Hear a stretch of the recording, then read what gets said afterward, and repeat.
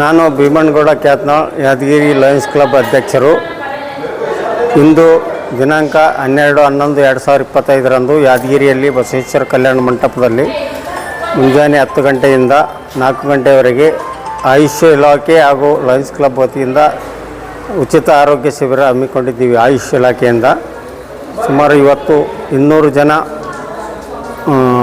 ಬಂದು ತಮ್ಮ ಆರೋಗ್ಯವನ್ನು ತಪಾಸಣೆ ಮಾಡಿಕೊಂಡು ಈಗ ಸದ್ಯನೇ ಒಂದು ಆರೋಗ್ಯ ಶಿಬಿರ ಮುಕ್ತಾಯಗೊಳಿಸಿದ್ದೇವೆ.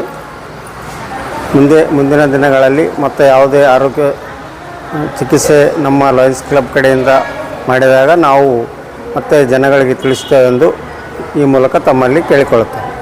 ಕುಲಕರ್ಣಿ, ಹಿರಿಯ ವೈದ್ಯಾಧಿಕಾರಿಗಳು, ಸರ್ಕಾರಿ ಆಯುರ್ವೇದ ಆಸ್ಪತ್ರೆ ಯಾದಗಿರಿ. ಇವತ್ತಿನ ದಿವಸ ಲಯನ್ಸ್ ಕ್ಲಬ್ ಯಾದಗಿರಿ ವತಿಯಿಂದ ಒಂದು ಉಚಿತ ಚಿಕಿತ್ಸಾ ಶಿಬಿರವನ್ನು ಏರ್ಪಡಿಸಿದ್ದೇವೆ.